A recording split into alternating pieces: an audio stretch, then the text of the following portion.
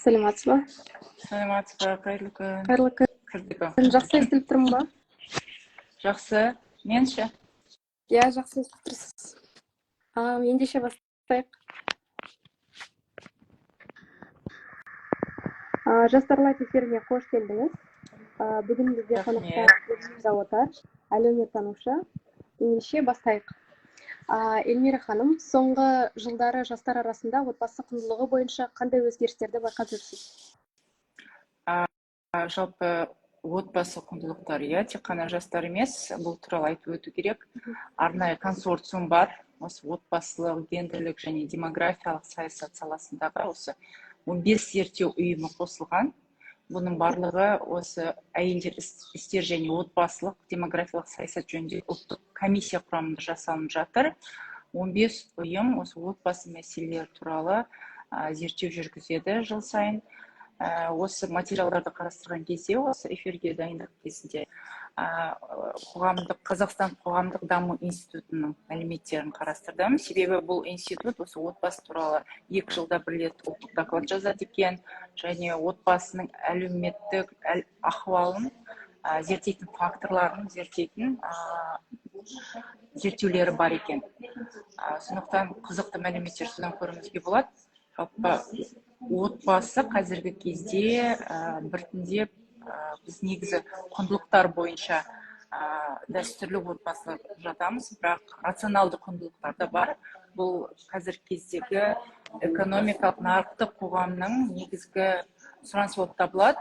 Сондықтан бізде әсіресе жастар отбасына келетін болса, құндылықтардың рационалдылыққа өзгеріп бара жатқанын көруімізге болады. Мысалға, ер адам мен әйел адамның отбасындағы жалпы іс-әрекеттерді, отбасы төңірегіндегі барлық әрекеттерді өзара бөлінісіп байқалады. Мысалы, әрине ол қарапайым жұмыстар, ол кір жуу, үй жинау, бала бағу әйелдің міндеті болып табылса, ер адамның міндеті бұл жерде ақша табу. Жалпы осы зерттеулерге қарайтын болсақ, бау-бақша болса, сол жердегі жұмыс ер адамның мойнында екен. Бірақ жастар отбасында қандай өзгешіліктер байқауымызға болады? Бұлар балаға қарау міндеті, әке өз міндетіне алған, міндетті түрде ана мен әке жастар отбасының ерекшелігі серуенге шығады, азық-түлік алу кезін бірге өткізуге тырысады. Және біздің әкелеріміздің балаларға қарай, яғни тәрбие мәселесіне көп бөлетін көруімізге болады. Мысалы, жастар өздеріңіз әлеуметтік желіде жиі отырасыздар ғой. Мысалы, TikTok'ты да, Instagram'ды қарайтын болсақ, біздің жаңа посткеңестік елдерден көшіп келген басқа азаматтар сол айтып жатады, біздің Қазақстанда біздің таңғалғанымыз, әкесі, анасы бірге жүріп, жаңағы коляска салып алып, серуендейді, балаларға көңіл бөледі деген сияқты. Сондай мәселелер байқауымызға болады. Сосын тағанда ерекшеліктер көрдім бұл зерттеулерді талдау барысында. Бұл қазір кезде жаңағы бір отбасы төңірегінде бірнеше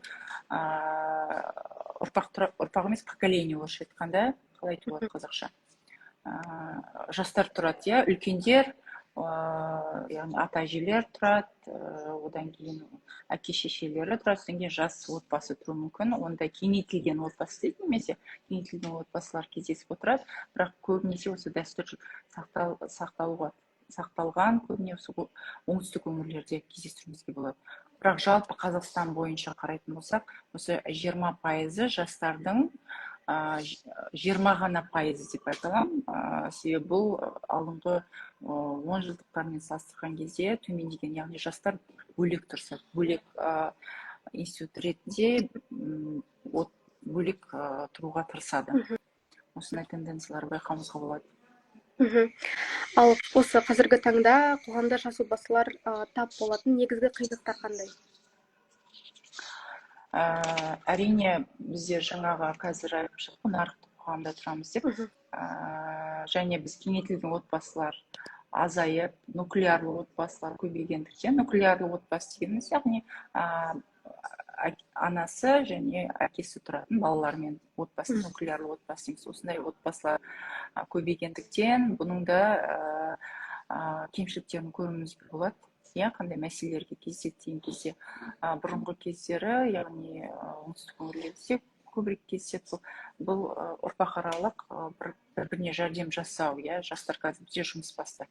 Заман талабы, олар жұмыс басты болғандықтан, аналар да, жас аналар жұмысқа тездетіп қоғамға белсенді болғанды қалайды. Сондықтан ата-аналардың, яғни үлкендердің рөлі бұл жерде жаңағы жастарға көмектесу, қолдап отыру, балаларды бағу, тәрбиелеу сол жағынан болды. Бірақ қазіргі кезде әсіресе осы мегаполистерді қарайтын болсақ, Алматы, Астана, Шымкентті қосып қарайтын болсақ, бұл жерде яғни кішкене жастардың сол жағынан, бала тәрбиелеу жағынан қиыншылықтар кездесіп жатады. Себебі бір жасқа толысымен балабақшаға беріп жатады.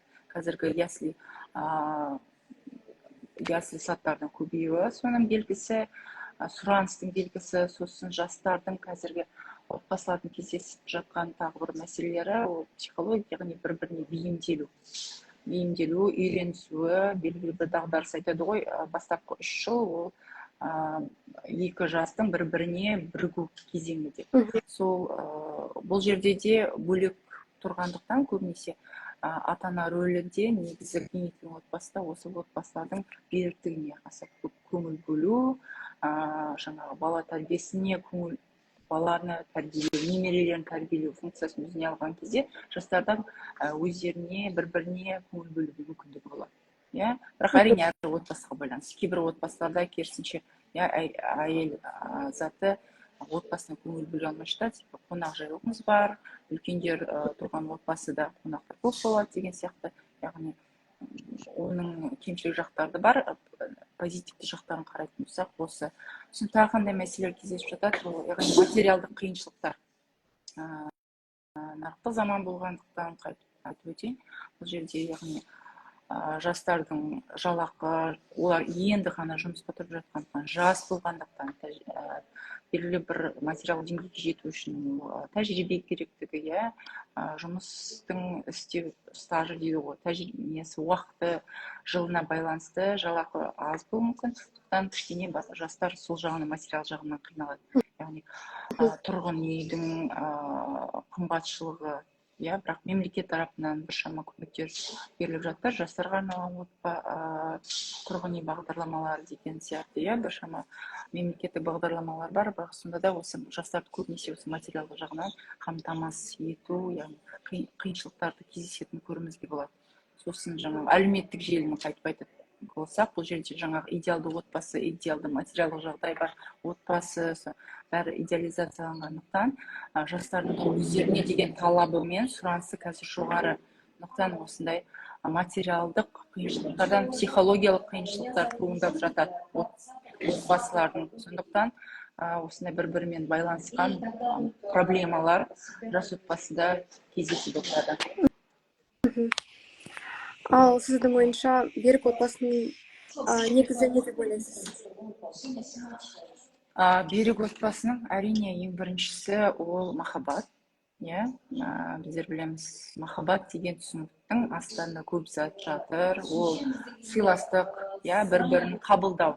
Адам қалай солай қабылдау. Әйеліңді, жарыңды, өзінің жолдасыңды өмірлік таңдаған солай қабылдау қажет. Әр адамның кемшілігі болатынын түсіну керек.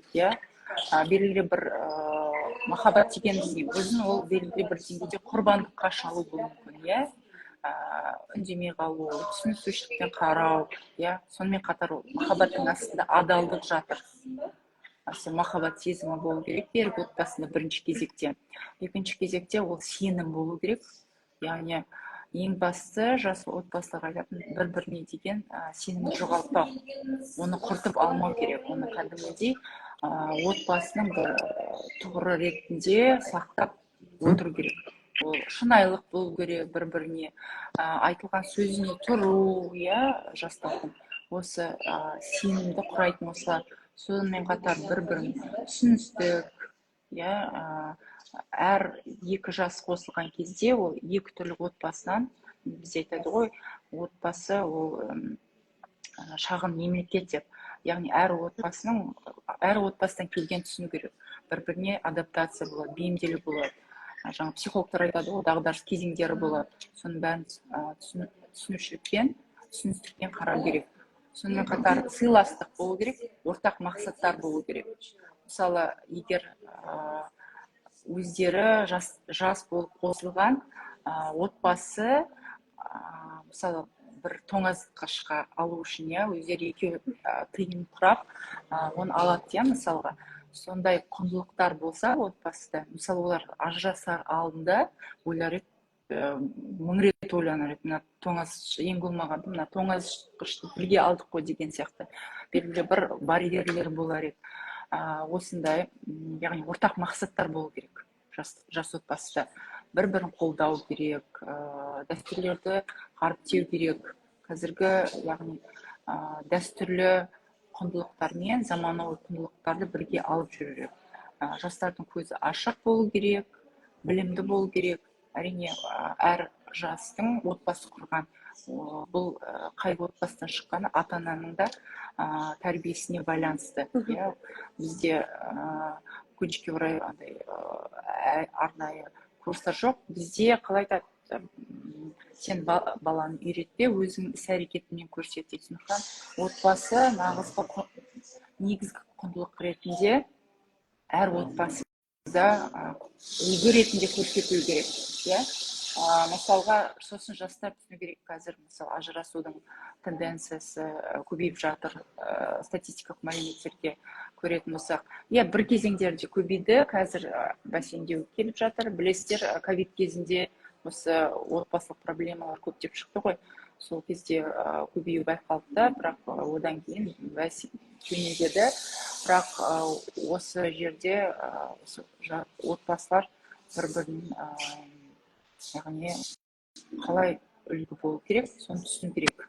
Осындай мәселелер берік отбасының негізі болып табылады. Бұл ең негізгілері.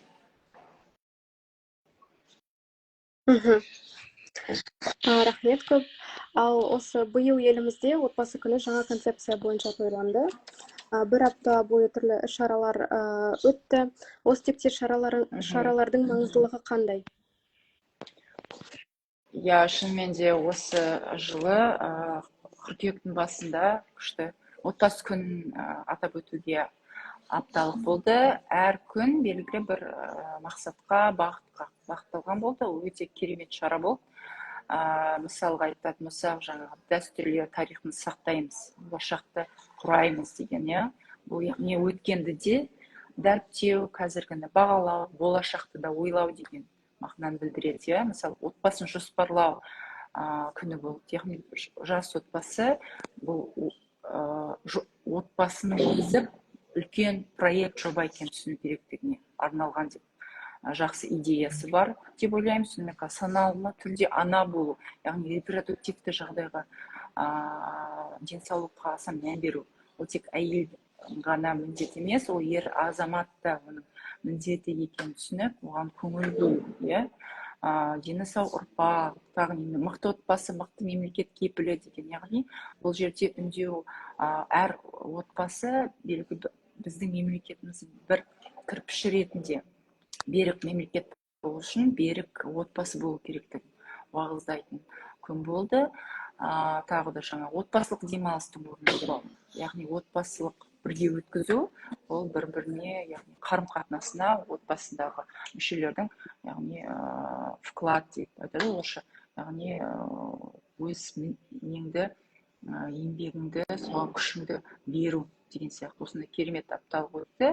Оның аяғы мерейлі отбасы, әр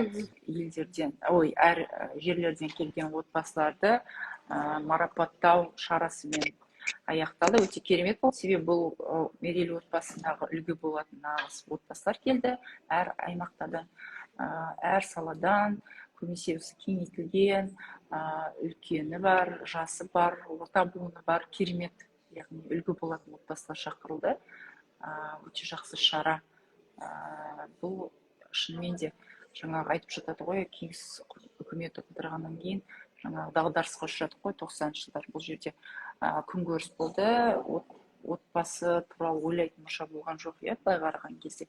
Шынымен де кішкене отбасылық құндылықтардың, отбасы институтының әлсіреп кезеңі білінді. Жаңағы себебі 90-шы жылдары ата-ана асырауға көп көңіл бөлді де, балалар көбінесе өздерінен қараусыз қалған кезең болды.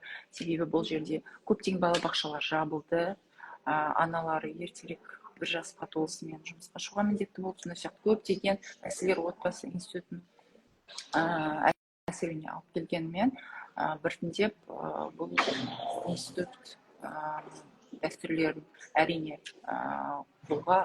дәстүрлер болды, оны қолға алып, оны жандандырып, осы шара мемлекет тарапынан өте керемет шара.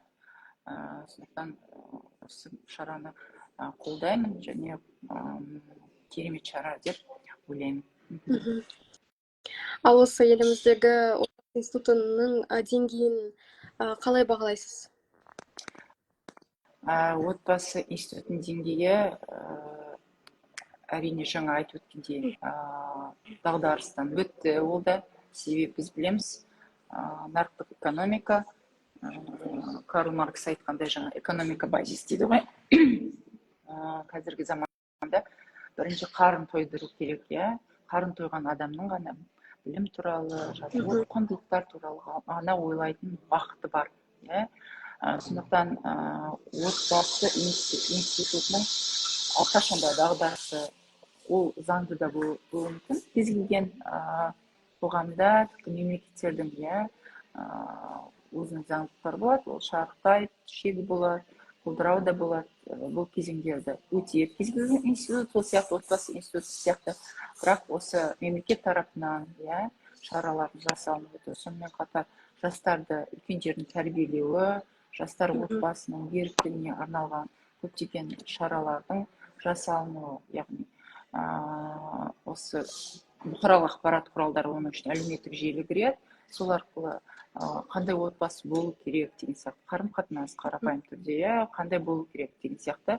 Сонымен қатар бізде жаңа рационалды құндылықтар, жаңағы жаһандану процесі негізінде, вестернизация процесі негізінде, олында біз жабылған күйде отыра алмаймыз, ол да бізге әсер етеді, бірақ осы дәстүрлі құндылықтардың арқасында бұл нағыз жаңағы кез келген ағаштың тамыры терең болған сайын ағаш желге құламайды ғой, желге. Сол сияқты біздің отбасы құндылығымызда осылай тамырын жайып, тамыры оның болды міндетті түрде, бірақ осы кез келген процеске төтеп беретіндей осы тамырын нақтылап алу процесі бізде жүріп жатыр.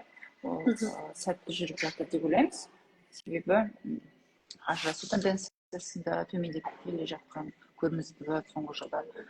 Сондықтан яғни ер адамның өзі тәрбиелеуге, жаңа отбасындағы бұл отбасының тірегі екенін, жаңа отбасы тек ер адам тек түзде деген мағына болды. Қазір ер адам азаматтарымыз, әсіресе жастар, бұл отбасының негізі екенін, ол ер азамат өзінің міндеті ретінде, отбасының беріктігіне негізгі жауап беретін адам ретінде осы түсінуі жас ер азаматтарымыздың осы отбасы институтының беріктігіне алып келеді. Сондықтан біздің жастар білімді, көзі ашық, үш тілді, сондықтан тек қана менің ойымша позитивті ойлаймын.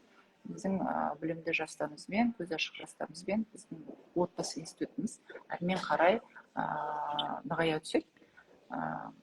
Яғни үлкендердің де көмегі қажет бұл жерде. Үлкендердің көмегімен осы біздің жастардың отбасы болуына жағдайын жасауымыз керек. Сонымен Жауаптарыңызға көп рахмет. Ендеше тікелей эфирімізді аяқтайық. Бүгін бізде қонақта болған Эльмира Отар, әлеуметтанушы. Көп рахмет сізге. Келесі кездескенше. Сіздерге рахмет. Рахмет.